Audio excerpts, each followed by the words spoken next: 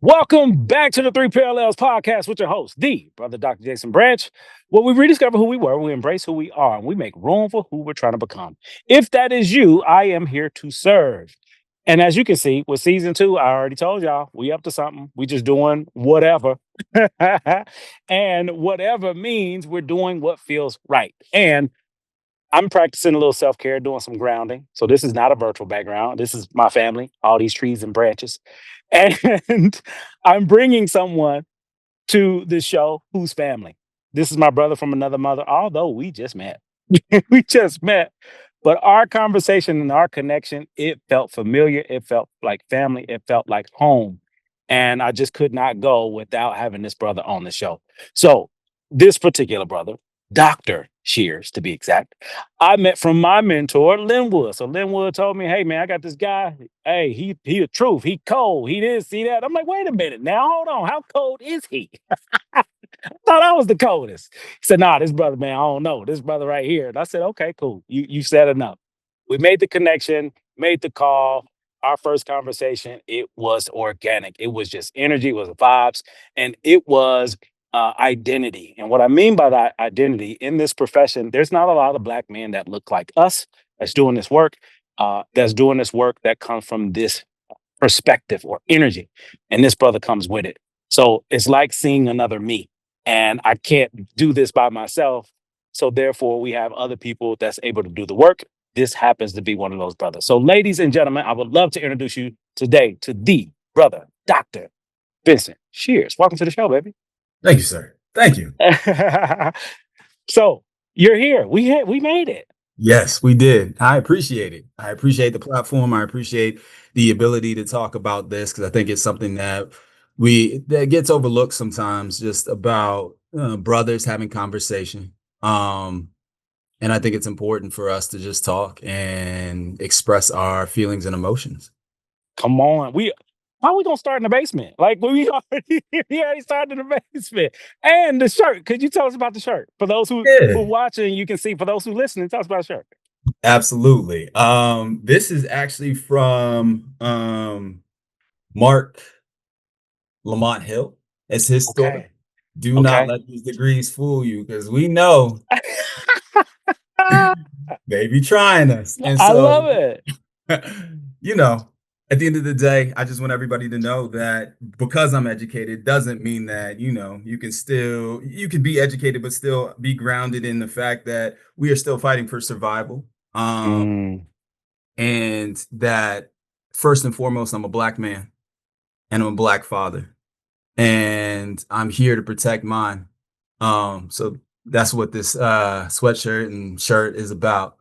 Um, I yeah, love it. I love it. So I got to talk about it because this show is organic. I mean, put a Dole sticker, Chiquita banana sticker on our forehead because this show is organic. And what's organic about this is we are paying homage to a brother, Dr. Mark Lamont Hill, who I'm a fan of as well. Had a chance to see him speak and been to Aqua Bobbies and all of that.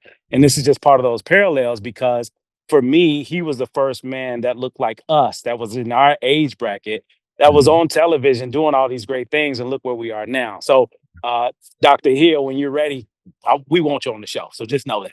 All right, we rocking your stuff. We got love for you, man. So whenever you're ready, we are here. So with that, Dr. Shears, I'm curious to know where are you currently? We talked about mental health and black men, and I feel like this is a little different from the barbershop because there's a lot of Abs- emotional intelligence here. No shade, no disrespect, but that's something that you don't just get. You learn it, you earn it, and it seems like you have it. So just curious, how did you get here? Yeah, the journey was long. But if you want me to answer the original question, where am I at right now? I'm Mm, someone who is has survived, but also thrived in the fact that I've been successful academically. I push through pain and I'm strong, but I'm also weak in some areas. And so reaching out to brothers like you and other mentors have helped me where I've been weak. So I don't want to shrink myself in certain spaces anymore. And I am I'm at a point where I respect stillness. mm, Um, but I also respect my voice of advocacy and speaking for those that cannot speak. So that's where I'm Mm, currently at. I love it. I love it. So with you and your career, like, recently minted doctor, which I love, I value, and I respect, which means you just opened the door to a whole nother world. Right. What made you decide, like, the helping profession and mental health, and especially as a black male, this is the direction that I want to go, and this is what I want to do. And you're doing it. You did it. You know what I mean? So how did you get to this place? Yeah. So for me, there was a moment um early on in life where it was just natural to help people. It was natural to listen actively, and just sit there in silence, but also be comforting in my presence. So that happened early on. But then I wanted to be trained in this. And both my mother and my grandmother are are teachers, elementary and middle school teachers. And so that came naturally as well. The other thing that was imparted to me by my father, who went to West Point, is education's important and it's a gateway to open doors. But how I got here with, becoming a doctor and writing my dissertation was there was a moment in life where I couldn't find the language for what I was feeling. Mm, Everything mm, around me was shaking, the world, the streets, and my internal self. mm. And that time was during COVID. Yeah. Our lives shut down. George Floyd happened, Ahmaud Arbery, Breonna Taylor, and they were all murdered. And I've never felt so connected to people that I've never met. Mm, Because when I looked at them, I saw my face. I saw face of my sister. I saw face of my brothers, my students, my clients. I saw people that I loved for the first time in a long time, I felt vulnerable in ways I couldn't explain. mm. Yeah. Oh man, keep going. This listen, keep going. I'm all in, baby. Yeah, but while all this was happening, I was supposed to keep going, right? Mm, Because that's what mhm, we're expected to do as Black people and as Black men. I was exposed to keep counseling, keep teaching, keep fathering, and keep to finishing my PhD. But there was moments where I couldn't breathe, mm. and I didn't know what I needed to ask for either. Yeah. The simplest thing was for me to feel present in my body, and that started slipping away. So at some point, I had to stop. I left school, I left work, and not because I gave up, but because I needed to sit still. I needed to understand what community could do for me with the little energy I had left. So this is where music comes in. Come on. Music has always been a part of who I am, so part of my identity. It's always playing in the background, in the car, in the kitchen, in the gym. But in that season of my life, music became something else. It became a mirror, it became a map, and became my medicine. So when the versus battles happened and DJs online were live, playlists were sharing, people were mixing on Zoom, it wasn't just entertainment to me. Yeah. There were connections that I was making that moved me, Mhm. and not just in my body, but in my grief. Yeah. So real quick, because we have a very diverse audience, and Mhm. there may be some people that's not familiar with the culture. Versus. So you say versus, if you're part of the culture, you already know. But there's Right. people that's not part of the culture that don't know. So if you could explain what is versus, and how was it impactful for you? Yeah. The versus battle would take two artists, usually in the same genre, and they would go on stage and play music that they had previously produced, to get a reaction from the crowd, but also just to share their music and their love, and the lives they had touched from, I'd say the earliest is like 80s, mid 80s to um, late 2000 or mid 2000s.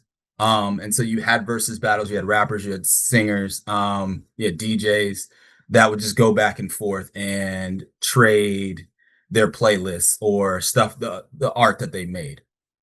And so for me, that was a representation of the culture, hip hop, but also representation of African American music. Beautiful, beautiful. Thank you for sharing that. Because everybody doesn't know, and it was our norm. And then what's so valuable about this is we didn't even know each other at the time, but just knowing we were watching the same episodes at the same time and didn't Mhm. even know each other, and that's culture. Right. Where like I remember, you know, Badu, Jill Scott. I remember Snoop and DMX. Like these were Mhm. moments that is imprinted in our minds forever now because we were a part of something that did not exist and Right. couldn't exist without the pandemic. And it Right. brought us together. It was Right. that connection. And this is part of those three parallels where, for me, I share it all the time, food and music are two of the biggest things that connects everybody. I don't care who you are. You're a human being. Food and Right. music is it, which is Right. how the Three Parallels podcast musical playlist came to existence. I'm Right. curating this and I can't wait to add your songs to the playlist as well because it connects us. And the difference in, how I view music in the past versus now, I'm using music intentionally for healing, for self-care, for support, for connection, for Mhm. creativity, for so many different things. I use music now as a tool, and that Mhm. connects to emotional intelligence as well. And you're using music as a tool, and it's been a part of your life. Right. So I am also curious, how did you get into this appreciation and love for music and then using it as a tool to help us? Yeah, I think for me, when I heard it, I felt connected to something greater than myself. So basically what you've been saying. And my connection to music has just been ingrained since I was really, really young. My father and mother both love music. They have a love for it. Um, there was a point in my life where I worked at a syndicated radio station, Nashville, 101.1 The Beat. I also worked at Warner Brothers Music, and I was a public relations assistant. So music has always been a part of me and the things that I have tried to incorporate myself and ingratiate myself in. But I think also for me, music knows, right? So the difference between playing an entire album and sitting there and curating a playlist, completely different spaces, but it gives you a space to feel, to cry, to breathe, and to begin Mhm. to return to yourself. And so for me, that's what music has done for me. Yeah. Um, yeah. Yeah. So you mentioned, and this is parallels again, the parallel between that period of time with the pandemic, Black Lives Matter movement, the murder of Black people, Mhm. and not being able to breathe. There's a parallel there on, Mhm. the victims and where we were and where you were at the time. And how did you find your voice, your truth, your breath during that time to get you to where you are now? Yeah. So one of the things my dissertation helped me with when I was thinking about it, I had a professor who, when I entered the class, she would play music at the beginning, and it settled me. And I said, "That's Mm. interesting." Also, we know about music theory and all of that, and that's important in the counseling realm, but I think it's also important in academia, right? So centering yourself and bringing yourself back to the present, but also in that relating to the connection of the past and moments that say, I'm not alone in this. Because a lot of times I Mm. think we feel like we are, Yeah, but we have music that's transformative, yeah. that transforms us from or transfers us from one place to another in our minds and in our bodies. So for me, that's how it got me to the point where I was like, I can breathe again. I can do this. And I would play music as I was writing academic papers. I'd play music before class. Um, and so the title of my dissertation is Music and the Journey of the Black Male PhD Graduate in Counseling. Right. And so it was deeply personal. I was able to interview Black men who had completed their PhD in counseling and navigated white academic spaces, racial trauma, and isolation.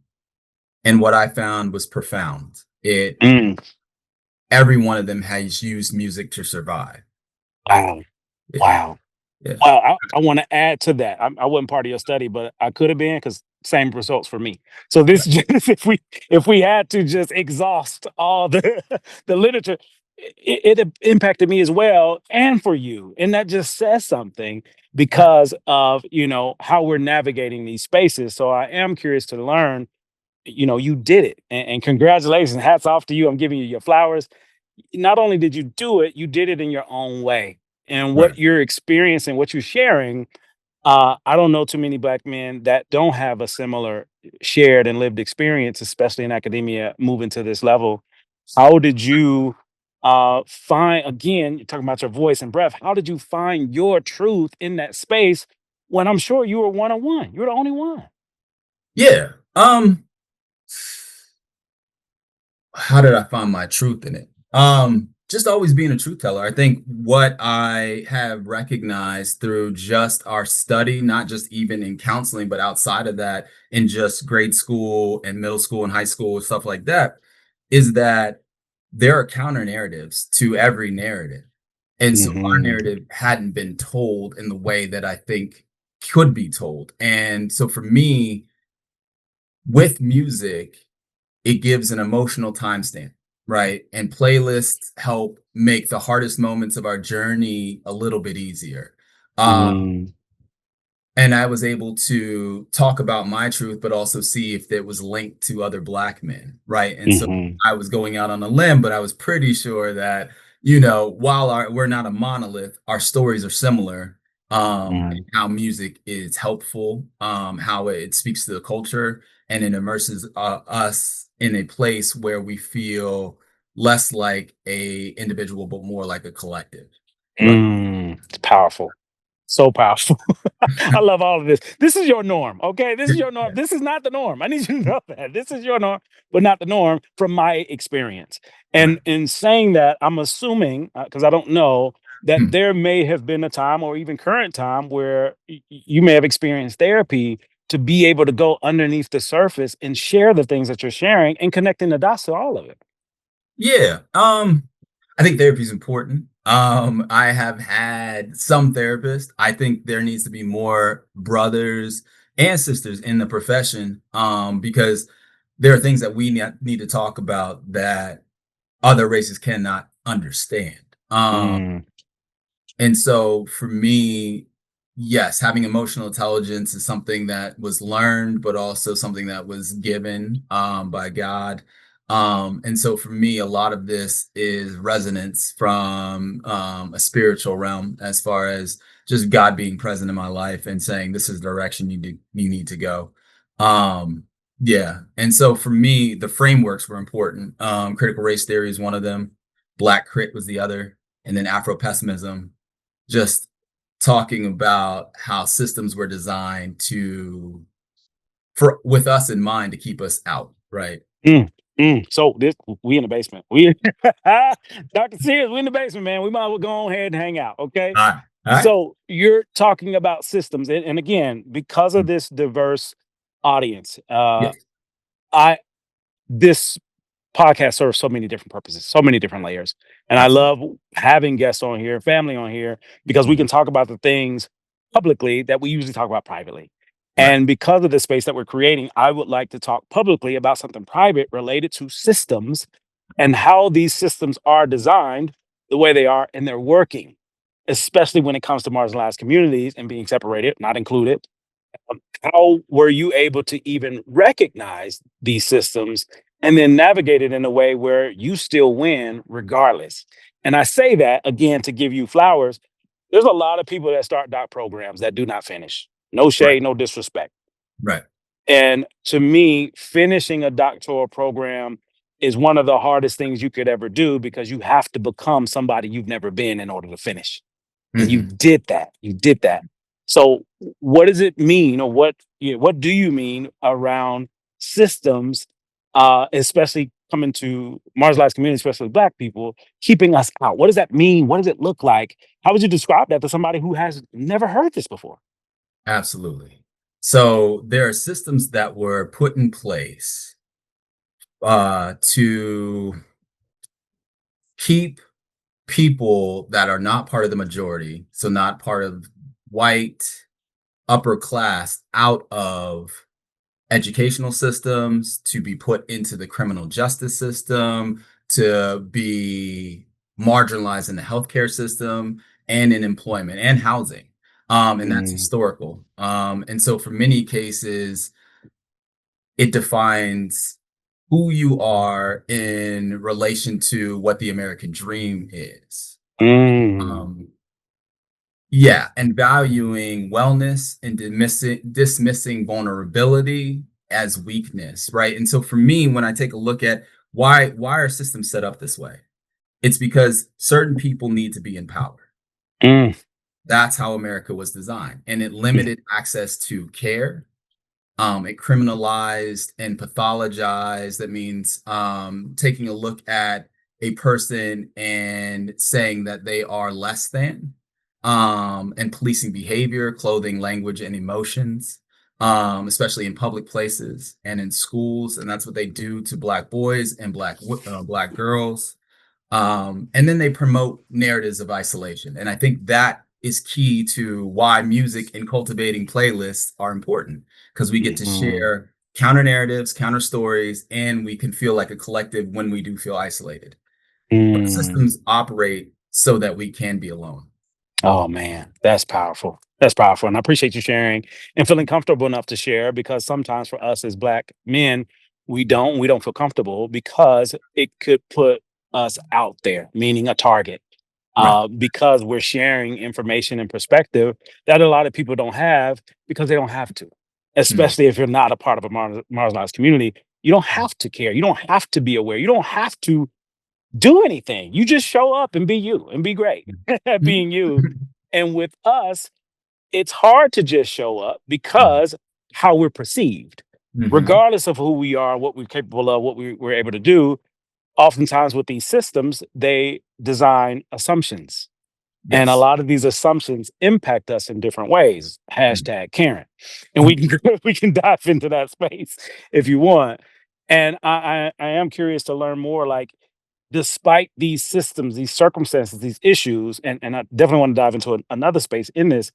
You are also a father and navigating this new world and doing it at a very high level without a lot of help. You had help, but it wasn't an abundance. I'm assuming this is my assumption. right. It wasn't an abundance. Like, yeah, we good. I got this person, that person. We good. Right. Right. How were you able to overcome so many layers of systems and Right. systematic racism and oppression and in the ivory tower of academia, as well as being a man? Listen, the layers don't end. And despite that, Right. overcoming it all for us to have this conversation today. Yeah, absolutely. I think a lot of it's based on faith, right? So faith is blind trust. Mm, And then having that grounding in my faith and in my belief that what God has for me, no man can take away. mhm, And then also the motivation that I have a biracial son and biracial daughter, that I am trying my hardest to make this world a better place for them so they don't have to go through what I went through. So powerful. that has been my motivation from the beginning. And Mhm, I think the great equalizer for me, when what I'm learning or what I had learned in the PhD program in the school I went to, is that it's actually kind of sad, but the way that I articulate and the books that I've read have me stand apart from even my white classmates. And so being excellent in spaces where mediocrity sits. mm. Hold on, real quick. Hold on, real quick. I need y'all. I hope y'all listening. I hope y'all picking up what he's putting down. These are Yeah. some gems. These are some breadcrumbs. These are some jewels. Because the perspective that you're sharing. A lot of people don't know. They're not aware, and you're saying it. I love how you're saying it because we don't often have spaces to share this. Mhm. And again, it just speaks to those layers of who we are, who we were, who we're becoming. It speaks to all of that. Right. And so just being excellent in those spaces and then having recognition, not just from the professors, because there was a lot of history lessons that they did not understand, but also recognitions from my peers in a safe Mm, way where it isn't attacking, but it's also based in historical truths and then poetic knowledge. mhm, And when I say poetic knowledge, there are words that are joined together that can hit heartstrings, very similar to music. And so mhm. if you do tune in correctly, you can cut through the defense mechanism that is put up because you are saying this about me. But if you pull back, right, I can be self reflective and take inventory on who I was, who I am, and how I was raised, right? And then I Yeah. can change who I can become because, and this is what I would impart on my classmates, you are going to be leaders in this field. And if you don't understand Black history, that is part and parcel of American history, Mm, you're doing yourself a disservice. it's honest. That's honest. It's Mhm. real. So, uh, this so powerful. It's just so powerful, so good. So, with all of these things, because you're talking about the layers, you're talking about, the structure and the systems, you were able to do things that less than 2% of the population is able to do, and even less than that related to Black people specifically. Right. How did you navigate, number one, deciding I want to go get my PhD, and just moving up in higher education? Because there's a barrier, um, a huge barrier that prevents us from having access or even going that route, and you overcame it. And in addition to that, a lot of Black men don't even know that they can. So how did you discover that number one, not only can I do it, I'm finna do it? How did that happen? Yeah. Well, so counseling comes naturally to me, just sitting and listening. And then I would come up with ideas and I would sit in rooms with other counselors. And I was like, why is this not just commonplace? So Mm. for the longest time, the licensure structure, all that stuff, I would see these people getting certain positions. And I was like, again, mediocrity. And I was like, wait a minute. All right. So I need to go get a PhD just for you to listen to me. Mm. It put me in a space where I was just like, okay, so if I can go back to school and get educated, maybe then doors will open for me. Um, but I was finding that the educational system was lacking in a lot of areas. Mhm. Um, but I was still motivated to continue on to get the degree so that I could earn monetary value, right? So the value placed in education would then equate to a monetary income that would then support myself and my two kids. And so that was also motivation for me to continue on. But then when I got into the system, I did see, and this is also in the dissertation, admission does not equate to acceptance. Woo, woo, time out. Oh, slow time out. Oh, by the way, I kick people off the show, okay? They come in here turning tables over like you doing right now. I'm gonna kick you out of here because this is the stuff. Again, we just don't have spaces to talk about it, and Mhm. now we're talking about it, and I would love for you to share even more in that because there's layers to that as well. And for those who are listening, this is a great time to get that journal, the Gator Scales journal. Get that journal to dive into this stuff because this isn't new. Mhm. We don't talk about it, we're not exposed to it, we're not aware, or we don't feel safe enough. And Right, part of that safety is the protection of your credentials, your degree, your background, like all of these things that gives us a layer of protection of what we perceive as protection, um, because it's different from everyone else. So if you could dive a little bit deeper in this space, because a lot of people have never heard what you're sharing right now. right. So just because you admit me into a club, into academia, does not mean you have to accept me. You can take my money and you can still push me to the outside. And I Mm, can feel like one of one. I can feel isolated. And this is where the music comes. I bring it back to the music. This is where the music says, you're You are not alone. Our ancestors have moved mountains for you to be able to get here. So keep pushing forward, keep changing the narrative, continue on. Unfortunately, referencing be the Jackie Robinson, right? And then once you are in a position of power, kick that door open and invite people into that space. So, Yeah. Oh man. So this, I want to continue to dive into this place because it's so real, mm, related to being accepted, and not valued, not welcomed. right. And I feel as though this is on several layers, and you can relate to this as well. Mhm, From a student into a professional, the same rules mhm, apply. And I right. say that because I've worked all over the US and international. And what I notice is the same parallels, which Mm, is I'm usually one of one.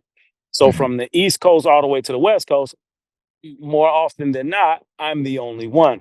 mm, And that's an example of the systems that you're talking about. How is it right. possible that you, me, and so many other Black men in this space in 2025 have similar stories, no matter when, where they are?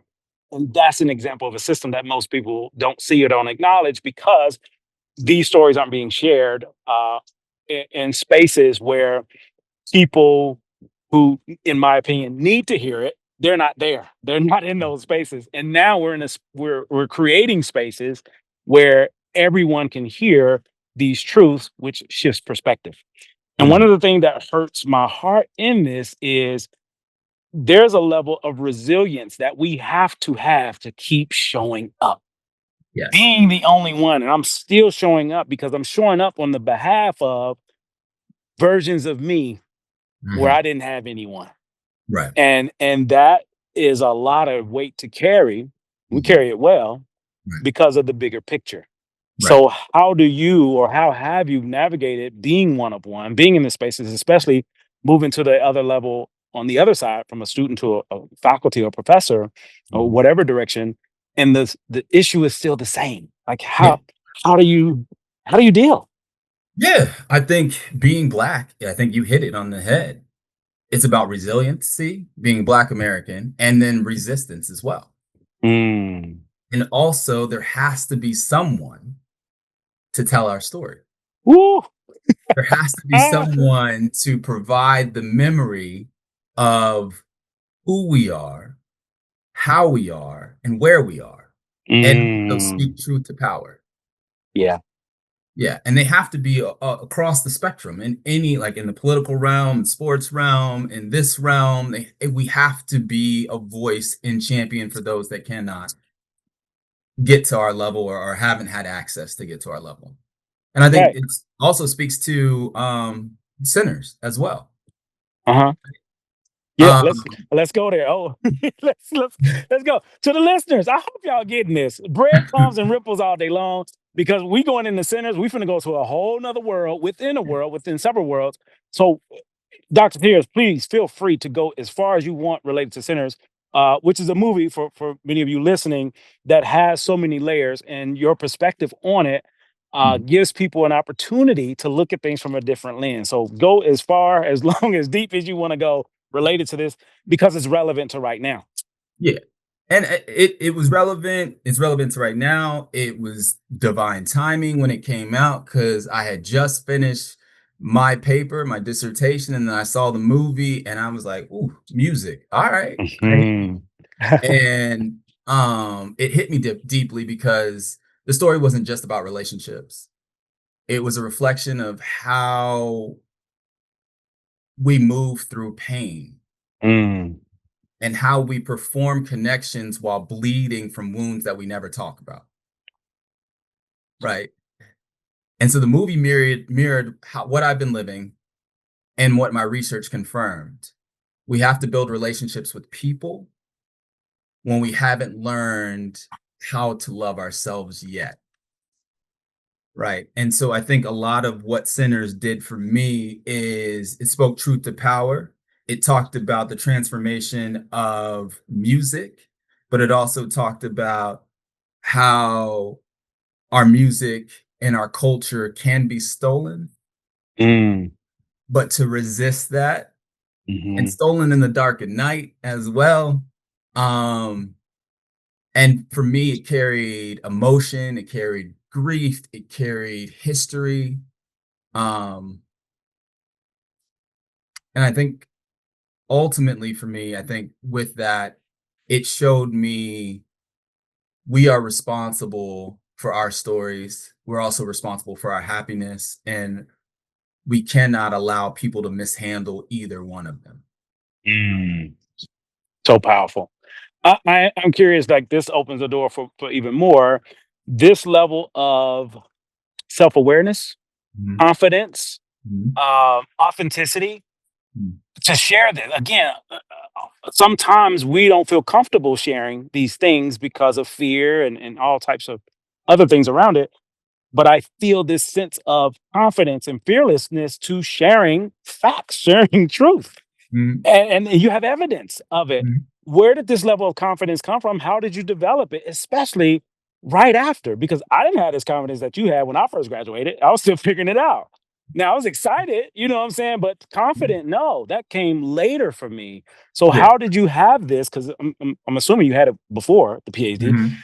You got it even afterwards. Right, So where did this confidence come from? And for the listeners, because a lot of people don't have that level of confidence to talk about these things and talk about right. themselves in it, where how did you develop this sense of confidence and awareness within yourself? Yeah. So, raised by a military father and a mother who is still a teacher. Um, in California, and they did a good job instilling values in me. Mm, Then I went to Tuskegee and was immersed in the culture. I'd been separated from the culture just because of social economic status and how I grew up in Orange County in a bubble. But when I went to Tuskegee, I found myself being pulled in a direction that I didn't know existed. There were mm, parts of myself that I had not explored. And so then when I transferred from there into a predominantly white institution in Tennessee, um, it grew even more, and I was more curious about how do we show up in different spaces when the space isn't predominantly us. Um, and then I would hear stories about misrepresentation of Black people or Black education. And I just stopped and listened, and then I would do my own research, and then I would speak truth to power. Even if I was being shut down, I would still try to get something out there so people had another perspective. And I always tell people perspective is limited. I only have mine. And so so I'm bar. Whoever wanted somebody do something with that. So bar. I yeah. love it. And so, like, for me, it's always been like, even the racist may be very misguided, not maybe, but very misguided in how you think, but your perspective is important so that I can challenge that thought, right? And it can be a critical conversation, and hopefully you pivot a little bit in the way that you think and the way that you interact with people. And so Mm, for me, it's always been say what's on your heart, say what's on your mind, be led, have discernment. And then I have prayer warriors around me. So my mother, my grandmother who's passed, my father, my son, my daughter, and just people that continue to pray for me. So I go out there and I put myself out there. And like I said, if my work changes anything for them in the future and makes their path a little bit easier, then it was well worth it. yeah. Yeah. Oh man, you're changing generations. Know Mm. that. You're changing generations with this. And I want to ask another question in the basement, and we're gonna get out. We gotta go to the kitchen, hang out. We gotta go to the kitchen, we gotta go living room. We gotta get the hell out of this basement. Okay. Right, right. Yeah. So if we were, because you're talking about perspective, perspective does determine your reality Mhm, for a lot of people. And if we were to speak specifically to a person who happens to be racist, who mhm, happens to see people of different communities and culture in a certain way, like you mentioned mhm, before, that power differential, mhm, how, how do we have conversations with people who have very limited perspectives and beliefs, to be able to have an open dialogue to consider a different perspective. What approach in your mind do we come to people that's in those spaces? And to me, it boils down to perspective. Yeah, absolutely. So for me, my tact is always humility and ask questions with curiosity. That's that gator talk, baby. That's that gator. I need to hold real quick. I can't help interrupt. I cannot help it. Okay. You're speaking the language. You're talk This is what gators do. Okay. For the listeners, this is how gators talk, because you said something profound, so profound, that's simple, yet is so hard to do, and that's be curious. Mm, And to me, it's a superpower. And a lot mm, of people don't have it, mm, because you lose it over time from mm, childhood to adulthood because of mm, life. mhm, And to not only still have it, or to revise and revamp it and still use it to your benefit, it mhm, sets you apart from everybody else. That's the difference between the salamander and the gator. mm. So this level of curiosity, if you could share more of how can someone develop this level of curiosity to ask certain questions in a different way versus uh, reaching my hand up to your head while I'm asking you, can I touch your hair? So Mm. if you could share, if you could share, you know, this superpower to help those who may not know because they're not aware. Right. Absolutely. So I break this down for clients, right? So in a argument or disagreement, anger pops up first, always, because it's a defense mechanism. Mm. Underneath that is an unmet need. So if Woo! I'm asking questions with curiosity, then you're going to tell me everything I need to know, right? And so then, as a person who is in that position of humility, I'm not defending anything. There's nothing for me to defend. I'm asking you because I want to know your thought process. And so Powerful. that right, that in that therein lies where the curiosity comes from. Tell me how you got to this place. How are you thinking this way? Why are you thinking this way? I'm curious. Man, I'm so thankful you here. Okay. I'm so thankful you are part of this profession. This is my dissertation coming to life. This Okay. conversation and what we're doing is my dissertation coming to life, because my main goal in life is to get more people in this profession as counselors, clients, and counselor educators. That's it. Right. Because the more we see us and the more we're having these conversations, the more we can have different dialogue that we've ever had before.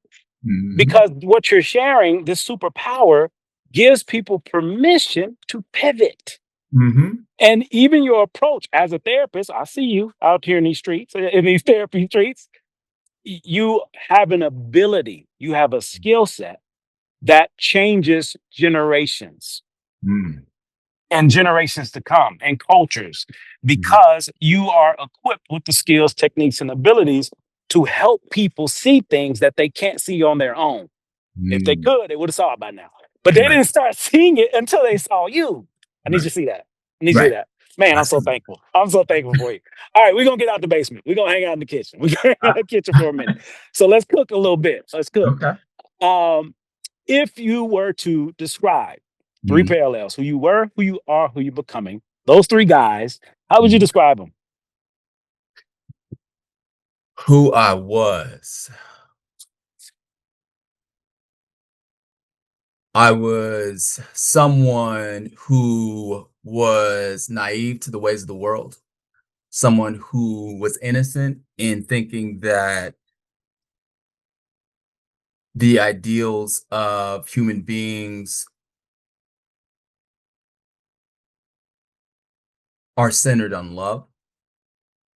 Um,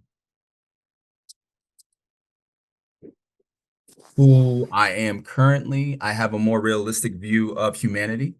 Um, and I do in my profession and in my teaching and in my counseling think and believe that love has been mutated, and part of my duty and responsibility is to reconstitute how you view love and how you are loved and how you show love, right?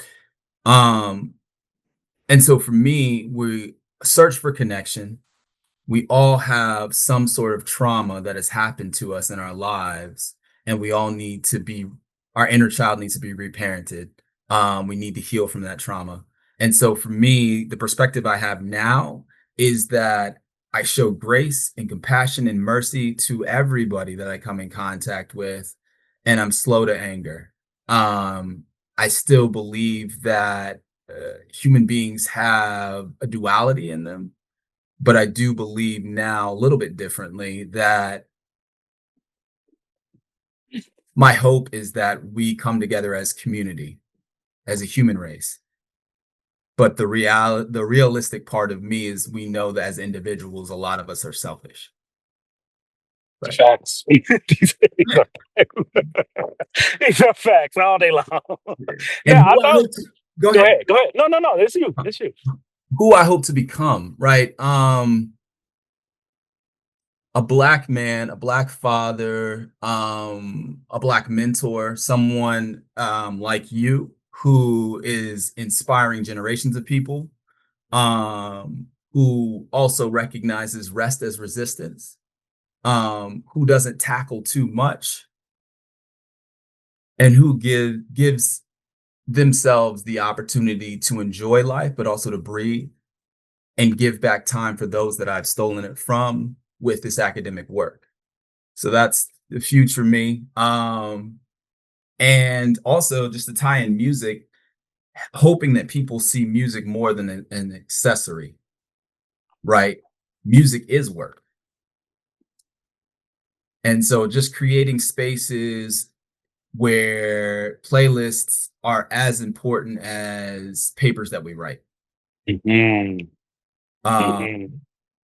and being black and feeling protected and knowing that there are people out there that understand the rhythm of life.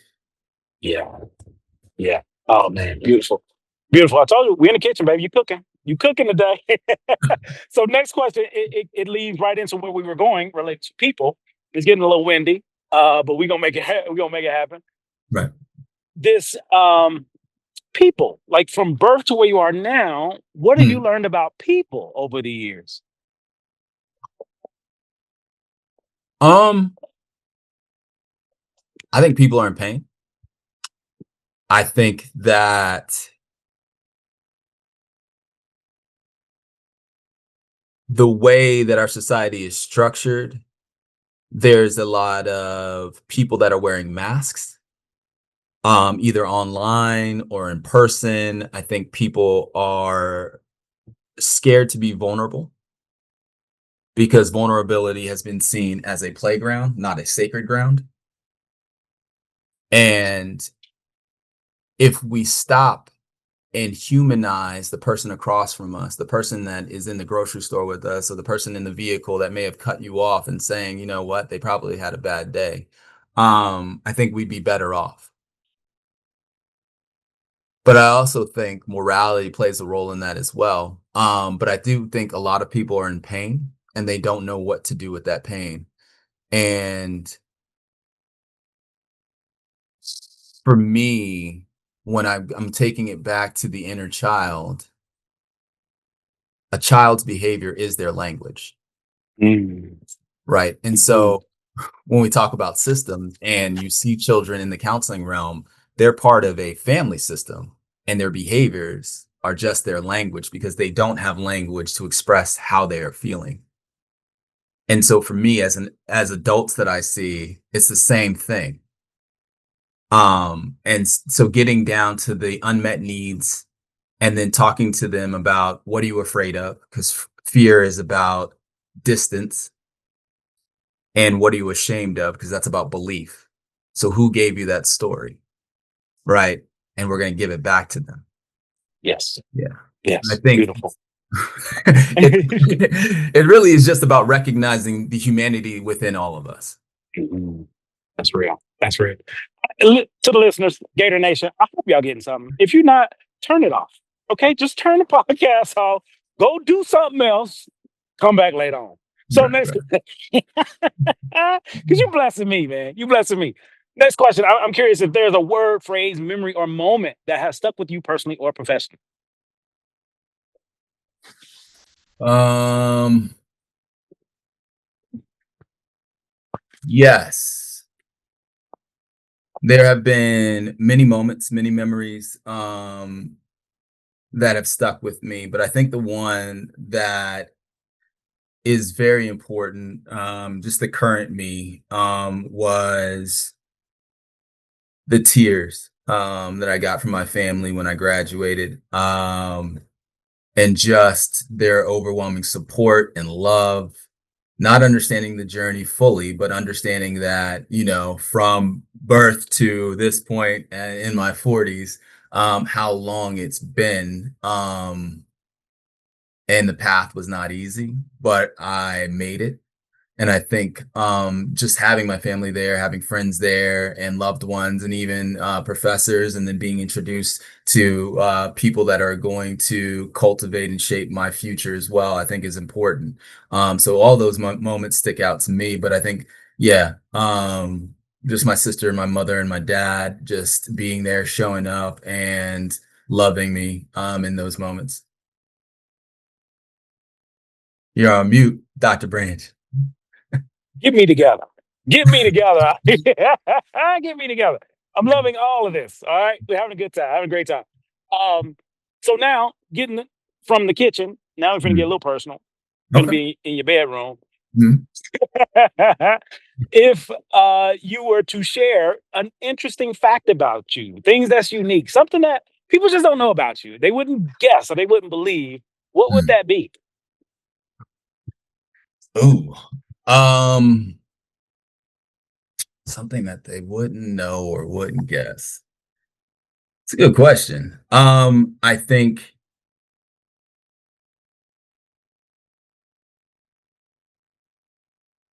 a optimist by trade, a desire to understand relationships and how people interact within romantic relationships in that context. But also, I think for me, one of the things is just being grounded in who I am, and um, how I show up for people. Um, Born in Germany, and then moved all over the United States, settled in Maryland, and then we moved to California. I think that would be something that most people don't know unless you're having a conversation with me. But I think the ability to see myself and reinvent myself before social media occurred was a skill that was developed by just moving around a lot. And then there's a desire to be grounded and transplanted somewhere. So I feel like somewhere is home. Right. I'm with it. I'm with it. All of it. So now you've been dropping gems. You've been hitting folks in the head with a honey bun. You got Mm, one last big honey bun to mm, offer. On this show, we don't do homework. We do life work. okay. Homework, you take it home, you do it, you never remember it again. Life work, you Mm, take it home, you do it, you can pivot, and if you pivot, your life can change. So if mm, you were to share something with the audience to help them pivot, help them shift, help them change, what would it be? mm. I want Black men to know that they do not have to carry it alone, that they belong in all the spaces in which they can inhabit, and they are allowed to rest. They're allowed to feel, and they're allowed to be whole. Because being fully seen gives people the ability to fully be loved and fully be cared for. And so for me, what I would love for people to do is take that journey, take that step in vulnerability, be in spaces where it's not a playground, it is a sacred ground, and show up fully as yourself. Yeah, so those are the things I would hope for our Black men and our Black boys. Loving all of that. And if you're not a black man or a black boy, I need you to hug one. Okay, you see one, you hug them. You give them some love. You pull them to the side. Hey, brother, I heard this podcast. I ain't know what you've been dealing with. I apologize on the behalf of all Karens. Here's a hug. I love it. I love it. So, last thing before we go, people want access now. And Mm, I love having a platform where I can offer access. to Mhm. people, because people can have access to you now. That won't always be the case. Right. So if people want to get in contact with you for any reason, especially for you to be their therapist, to connect with you, to get one of your playlists, to just be in your space or in your face, how can people get in contact with you? Yeah, you can hit me up on Vincent Sears at gmail.com. I also have a website. You just Google my name, Vincent Sears, Sears, and or Dr. Vincent Sears. Okay, let's go, baby. Let's go. You got access to me on there too. So I'm still trying to get the social media up and running, but yeah, those are the two places. All right, y'all heard it here first. Check them out, dive in. Any product, services, anything you're doing, anything you want to share? Not just teaching right now at Henderson State full time. Just trying to get the kids, the master students, the adults to a place where we see everybody as a human and not as a diagnosis. Woo. Yes, indeed. And whenever you need me to come in and throw some honey buns at your folks, I am Yes. ready. I stay ready. Okay. All right. Yeah. Stay ready. So thank you for joining us, man. I really appreciate you. And this is where I give flowers. I believe in giving flowers because for many of us as men, we don't get them and we have a hard time accepting them. And I want you to know that you are valued, you are welcomed, you are cherished, you are needed, you belong here, you deserve a seat at the table. You made a table for yourself. You didn't kick some folks off the table, get out the room. I'm thankful for you, man, because for me coming up in this profession, I didn't see a lot of me. And Mm. even meeting you, our first exchange, it was like, man, yo, we in here because we have a different vibe and energy. And again, we're not a monolith as black men, so Right. being able to have a community of culture is one thing, but to go Mm. even specific to feeling like family, feeling connected is another, and being wanted, valued, welcomed, accepted, all of that is another level. And you and I have a unique relationship that's recent and it's already flourishing. Right. And just an example of the connectivity, you and I are changing generations because I'm Mm. also a father of two biracial boys. Mm. We're connected, and this is not coincidental. This is Right. organic. Right. And the work, the person that we're striving towards becoming, we're giving that to our children. They will never be who we were. They have a totally different living, they will have a different living experience than we had, Right. and they have us. Yeah. They have us. And I'm proud of that, man, for you as a father, as a Mm. man, as a professor, as a doctor. You represent us. And for anybody listening, I need y'all to see us. And if you don't, turn the podcast off and go look for us. Any final thoughts, man? Final thoughts. I appreciate you. I appreciate the platform. I appreciate the time. I appreciate the mentorship. I appreciate the love. And I think for me, it's about this. It's about giving back. It's about giving voice. It's about giving opportunity. And so thank you so much. And I will make sure I pay it forward too whenever I get the opportunity. Absolutely. Thank you so much for being here. For all of you listening, for the listeners, this is an opportunity. Take advantage of it. There was so much information shared from this episode that to me can allow you to pivot. The simplicity of being curious. And he told you exactly how to be curious. Such a professor. Such a professor. So now in my opinion, there's no excuse besides the ones that you make because you Mm. know exactly how. And if you need help, he gave himself away. He's offering that. So now you have somebody you can talk to specifically about this life. Someone who's emotional intelligent, somebody who can meet you where you are, no judgment, no shame, no guilt. We want to learn to be better. So this is a place that you can start. If this episode has been a blessing to you in any way, shape, form, or fashion, don't keep it to yourself. Give it away. Share it, like it, comment, subscribe. And if you're part of this community, this Gator Nation, you already know the deal. For those who don't know, Gator University is alive and well. We thriving. We're not surviving. Every Friday, you got Gator Talk. This is the post podcast Q&A. Every Friday, 9 a.m. Pacific, 12 p.m. Eastern. So you can have brunch or lunch with us. And on Wednesdays, so Wednesdays, I have the lab, the Gator Lab. This is for helping professionals, all walks of life, no matter where you are, to just have a community and a space to have these kind of conversations and not have do this by yourself. The playlist, got to talk about it because you are a music connoisseur as well. And I cannot wait for you to have some more songs added to the playlist because I'm curating an experience for all of us. And I need you all to be aware that the retreat or retreats are coming. So go on and start saving your coins now because when it comes out, I don't want to hear nothing but I'll see you there. And I'm gonna leave you with that. This has been another episode of Three Parallels Podcast with your host, D, Brother Dr. Jason Branch, where I help you rediscover who you were, embrace who you are, and make room for who you're trying to become. If that is you, you are in the right place. Keep listening and paying attention. Much love. Until next time, we out. Peace.